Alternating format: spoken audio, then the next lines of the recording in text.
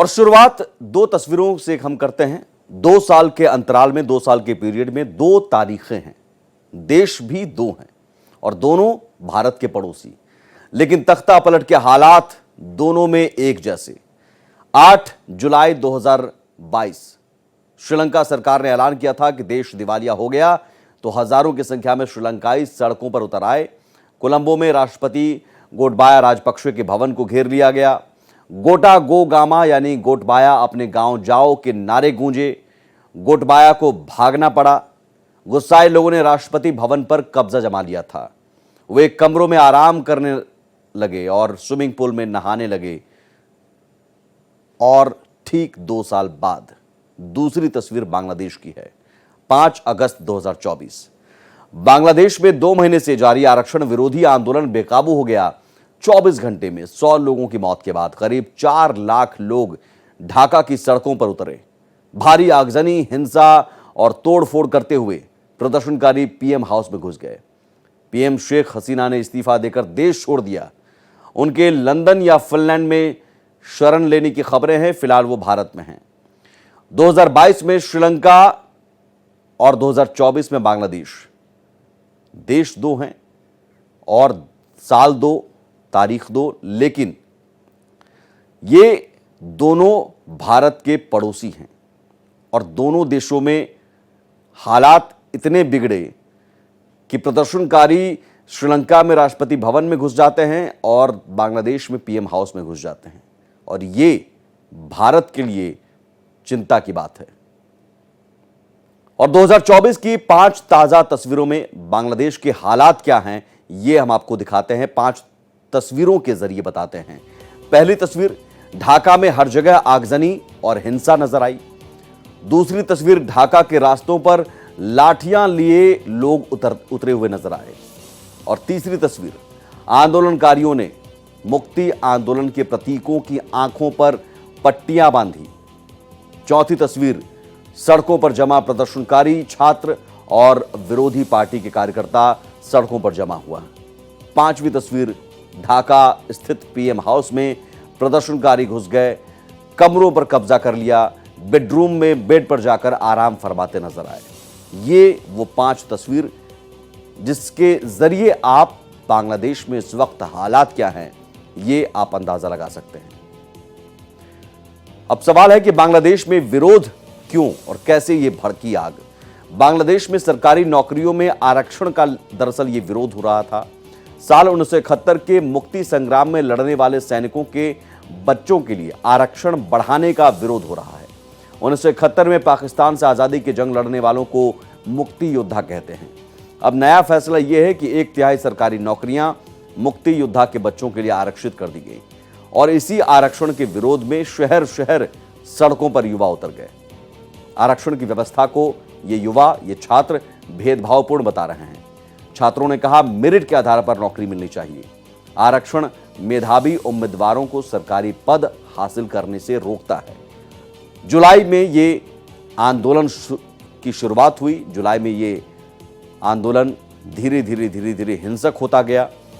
प्रदर्शनकारियों पर गोलियां चली, जिससे और हिंसक होता गया। और अब जाकर स्थिति इतनी बेकाबू हो गई कि बांग्लादेश के पीएम को इस्तीफा देकर देश छोड़ना पड़ा। बांग्लादेश में आरक्षण व्यवस्था क्या है, ये आप समझिए। दरअसल बांग्लादेश में आरक्षण व्यवस्था, स्वतंत्रता सेनानी यानी मुक्ति योद्धा के बच्चों को 30% आरक्षण, महिलाओं को 10% आरक्षण मिलता है। अलग अलग जिलों के लिए 10% आरक्षण तय है। जातिगत अल्पसंख्यकों के लिए 6% कोटा रखा गया है, जिसमें संथाल, पांखो, त्रिपुरी, चकमा और खासी जाति शामिल है। वहीं 1% आरक्षण दिव्यांग लोगों के लिए आरक्षित है। और सभी आरक्षणों को जोड़कर 56% आरक्षण हो जाता है। और सिर्फ 44% जो बाकी रह जाता है वो मेरिट के लिए रखा गया है। और इसी चीज का विरोध हो रहा है। हालांकि यहां गौर करने वाली बात है कि बांग्लादेश में हिंदुओं के लिए अलग आरक्षण की कोई व्यवस्था नहीं है। लेकिन आरक्षण के लिए जो लड़ाई जो युवा लड़ रहे हैं, दरअसल वो सरकारी नौकरियों की लड़ाई है। लेकिन सवाल है कि नौकरियों की स्थिति क्या है बांग्लादेश में। हर साल करीब 3000 सरकारी नौकरियां ही सिर्फ निकलती हैं, सिर्फ 3000, जिनके लिए करीब 4 लाख कैंडिडेट अप्लाई करते हैं। बांग्लादेश में प्राइवेट सेक्टर में नौकरी के अवसरों में वृद्धि के बावजूद स्थिरता और बेहतर सुविधाओं के लिए युवाओं की पहली पसंद सरकारी नौकरियां हैं। हालांकि गवर्नमेंट सेक्टर में पर्याप्त नौकरियां नहीं हैं। सालाना मात्र 3,000 नौकरियां निकलती हैं, लेकिन सालाना 3,000 सिविल सेवा नौकरियों के लिए 40,000 ग्रेजुएट तकरीबन आवेदन करते हैं। और ये उसमें जो आरक्षण व्यवस्था है उसी व्यवस्था का विरोध छात्र कर रहे थे, और ये विरोध इतना हिंसक हो गया कि अब हालात बांग्लादेश में बेकाबू हो चुके हैं। लेकिन ऐसा नहीं है कि इस मुद्दे पर पहली बार विरोध हुआ हो, पहली बार हंगामा हुआ हो। इस मुद्दे पर पहले भी हंगामा हो चुका है आरक्षण को लेकर। साल 2018 में हसीना सरकार ने उग्र विरोध को देखते हुए मुक्ति संग्राम स्वतंत्रता सेनानियों के वंशजों को मिलने वाले 30% कोटा सिस्टम निलंबित कर दिया था। लेकिन सरकार के इस फैसले को उच्च न्यायालय में चुनौती दी गई थी। स्वतंत्रता सेनानियों के वंशजों ने उच्च न्यायालय में चुनौती दी थी। फिर उच्च न्यायालय ने हसीना सरकार के 2018 के फैसले को पलट दिया। 1971 मुक्ति संग्राम में योगदान देने वालों के वंशजों का कोटा बहाल कर दिया गया। अदालत के इसी फैसले के विरोध में 1 जुलाई से उग्र और हिंसक विरोध प्रदर्शन शुरू हो गया, और आज 5 अगस्त जब यह प्रदर्शन अपने चरम पर पहुंच चुका है। अब लेकिन एक एंगल यहां पर यह है कि बांग्लादेश में तो तख्ता पलट हो गया, प्रदर्शनकारी सड़कों पर उतरे हुए हैं, पीएम हाउस तक में घुस गए हैं। ऐसे में वहां जो हिंदू हैं, जो अल्पसंख्यक की तादाद में हैं हिंदू, क्या वो खतरे में हैं? क्या हिंदुओं की संख्या जो घट रही है वहां अब इस स्थिति के बाद और ज्यादा पलायन की स्थिति बन रही है, बनेगी? दरअसल खबरें ये आ रही हैं कि बांग्लादेश में अराजक तत्वों ने वहां हिंदुओं के घर, मंदिर, इस्कॉन टेम्पल पर भी अटैक किया है। और इस लिहाज से सोशल मीडिया पर यूजर्स अब ऑल आइज ऑन हिंदू के साथ ट्वीट कर रहे हैं। आबादी क्या है ये आप जान लीजिए। बांग्लादेश में 91% जनसंख्या मुसलमानों की है, और इसमें सुन्नी मुस्लिम ज्यादा हैं।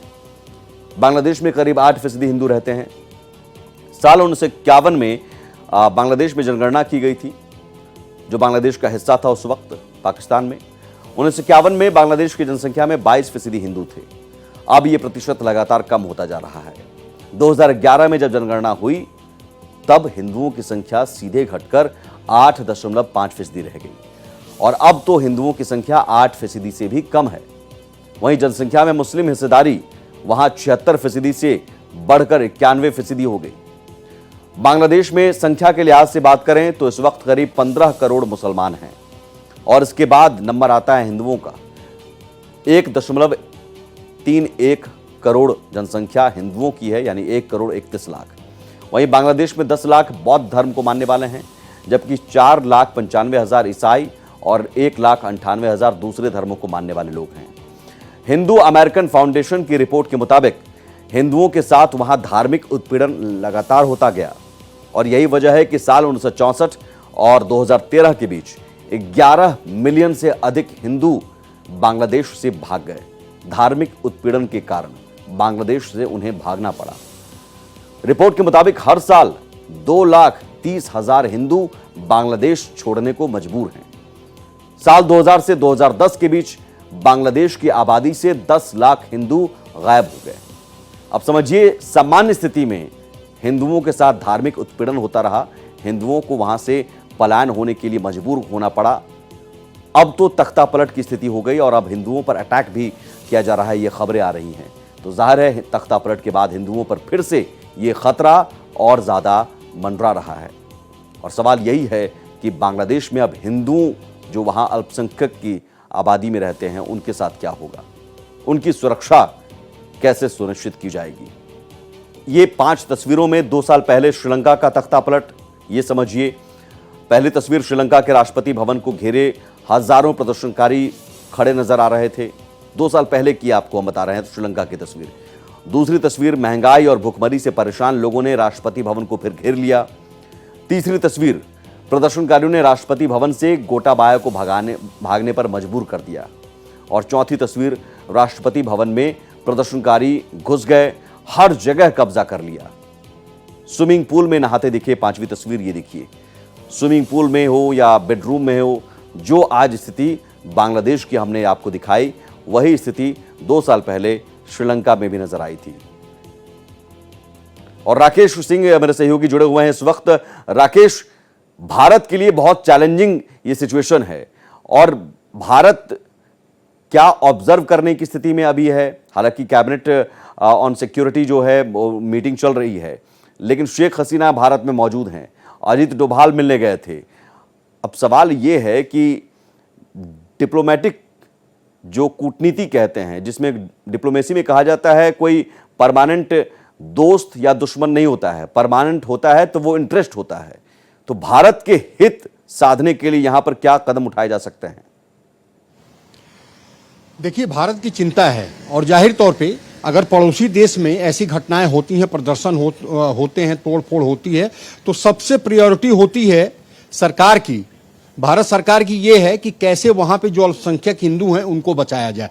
और जाहिर तौर पे जो डीजी बीएसएफ हैं, ईस्टर्न कमांड में मौजूद हैं, वहां पे जो भारत बांग्लादेश की सीमा लग रही है सुमित, उस पर नजर बनाए हुए हैं, चूंकि हो सकता है कि प्रदर्शन और उग्र हो जाए। और यही कारण है कि आप देखिए कि जैसे श्रीलंका में हुआ था, यहां भी प्रदर्शनकारी शेख हसीना के घर में घुस गए हैं। चूंकि आनन फानन में उनको भारत आना पड़ा और हिंडन एयरबेस पे वो मौजूद हैं, और यही कारण है स्थितियों को समझने के लिए एनएसए डोभाल जो है वो मिलने पहुंचते हैं। इसके बाद तकरीबन 7:15 बजे वहां से निकलते हैं और लगभग 2 घंटे से ऊपर का समय हो चुका है जो मीटिंग हो रही है। चूंकि ब्रीफ देना है एनएसए डोभाल को कि आखिरकार परिस्थितियां क्या हैं, वो उस मीटिंग में पीएम तो है ही जिनको ब्रीफ किया जा रहा है, इसके अलावा राजनाथ सिंह हैं, अमित शाह हैं और एनएसए अजीत डोभाल हैं।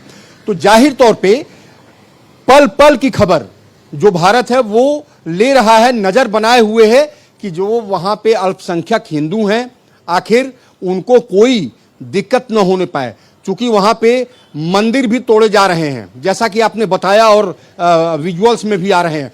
तो कहीं ना कहीं जब पड़ोसी देश में कोई आफत आती है, प्रदर्शन होता है, तोड़फोड़ होती है, तो वो पड़ोसी देश यानी कि भारत पे भी उसका असर होगा। अब ये देखना होगा कि यहां से जो संभावना जताई जा रही है कि आज रात को शेख हसीना लंदन के लिए जा सकती हैं, चूंकि अभी मीटिंग सुमित चल रही है। अब खबरें क्या आती हैं, वो कितने बजे जाएंगी, ये देखने वाली बात होगी। चूंकि अभी एनएसए अजीत डोभाल जो है, जो खबरें आ रही हैं वो प्रधानमंत्री को ब्रीफ कर रहे हैं, पल पल की ब्यौरा दे रहे हैं, उसके बारे में बता रहे हैं, उनकी शेख हसीना से क्या बात हुई है, इन सब का ब्यौरा वो दे रहे हैं। सुमित, बिल्कुल राकेश, आप रहिए हमारे साथ। यहां जरूर भारत की नजर बनी हुई है, लेकिन सवाल यह भी है कि आरक्षण की आग जो भड़की, उस चिंगारी में घी डालने का काम किसने किया, उस आग को हिंसक बनाने का काम किसने किया, और क्या वाकई आरक्षण ही एकमात्र वजह रही, या फिर रेडिकल इस्लाम और रेडिकल इस्लाम को भड़काने के लिए पीछे जो हम कह रहे हैं चीन, क्या वाकई ऐसी स्थिति है कि भारत के इर्द गिर्द पड़ोसी देशों में उथल पुथल मचाने की एक स्ट्रैटेजी बनाकर ये सब कुछ साजिश के तहत हो रहा है? बांग्लादेश में स्थिति इस वक्त बेकाबू हो चुकी है और वहां सड़कों पर प्रदर्शनकारी, तोड़फोड़, आगजनी, तमाम ऐसी तस्वीरें आ रही हैं। और उसमें सबसे ज्यादा चिंता की बात, जो हिंदुओं को अटैक किया जा रहा है, मंदिरों पर हमले किए जा रहे हैं, हिंदुओं के घरों पर अटैक किए जा रहे हैं, और ये चिंताजनक बात। और साथ ही शेख हसीना भारत में है और इस वक्त स्थिति यह है कि भारत को भी तय करना है आगे क्या करें। लेकिन इन सबके बीच राकेश सिंह मेरे सहयोगी जुड़े हुए हैं। राकेश, सवाल यह बनता है कि क्या वाकई आरक्षण की जो चिंगारी थी वो उसे भड़काया गया, और इतना भड़काया गया कि बांग्लादेश उसमें जलने लगा, और या फिर आरक्षण के साथ साथ इसमें पर्दे के पीछे रेडिकल इस्लाम और रेडिकल इस्लाम के पीछे चीन? सुमित, देखिए, इसमें कोई शक नहीं है कि इसके पीछे इस्लाम है, लेकिन शुरुआत जो है वो आरक्षण को लेकर के हुई। जो स्वतंत्रता सेनानी हैं उनके परिवार को 30% आरक्षण दिया जा रहा था। चूंकि ये चिंगारी एकाएक नहीं भड़की है, ये बहुत पहले से चल रहा है। इसके पहले जो खबर आ रही है अभी कि 300 लोगों की मौत हुई है, उसके पहले सब जोड़ करके 67 लोगों की और मौत हो चुकी थी। और अभी 21 जुलाई को सुप्रीम कोर्ट, जो बांग्लादेश का सुप्रीम कोर्ट है, उसने अपने फैसले में आरक्षण को पूरी तरीके से, एक तरीके से खत्म कर दिया था। और ये कयास लगाए जा रहे थे कि अब जो है प्रदर्शन बंद हो जाएगा, लेकिन प्रदर्शन जो है बंद नहीं हुआ और उग्र हो गया। तो अब समझने वाली बात है कि आखिरकार ऐसी विषम परिस्थितियां हो गई कि शेख हसीना को भारत आना पड़ा, और खबरें ऐसी भी आ रही हैं कि वो यहां से लंदन जाएंगी। तो जरा सोचिए कि वहां स्थितियां कैसी हैं। आपने देखा होगा कि श्रीलंका में क्या हुआ, वहां पे इतना प्रदर्शन हुआ, इतना गरीबी और भूखमरी को लेकर के ऐसी स्थितियां उत्पन्न हो गई कि आखिरकार वहां के राजनीतिक हालात जो है वो पूरी तरीके से प्रदर्शनकारियों के काबू से, मतलब उनके सवाल काबू तो में आ यही है गए। राकेश और कि जो वहां भारत के जी। इर्द गिर्द जो पड़ोसी देश हैं उसमें अस्थिरता फैलाकर, अस्थिरता पैदा कर किसका हित सध रहा है? देखिए, जाहिर सी बात है सुमित, चीन और भारत का संबंध आप देख ही रहे हैं, और इसमें कोई गुरेज नहीं है कहने में कि जो आरोप लग रहे हैं कि जो मुस्लिम संगठन है वो इनके पीछे कहीं ना कहीं है, और वो जो भारत के पड़ोसी देश हैं उनको अस्थिर करना चाहते हैं। और जाहिर सी बात है, जब पड़ोसी देशों में अस्थिरता आएगी तो भारत को भी कुछ न कुछ दिक्कतें होंगी, क्योंकि सीमाएं लगी हुई हैं। तो भारत जो है इस दृष्टि से अपने आप को सजग रखे हुए है। पल पल की जानकारी, जैसे मैंने आपको बताया कि मीटिंग भी चल रही है, ठीक है, पल पल की जानकारी जो है वो प्रधानमंत्री को दी जा रही है।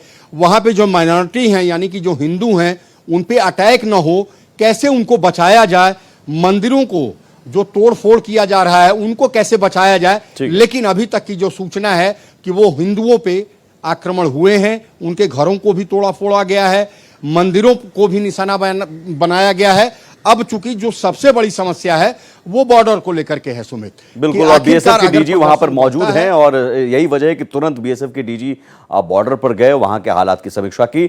लगातार भारत नजर बनाए हुआ है। बहुत शुक्रिया राकेश तमाम जानकारी और चर्चा के लिए।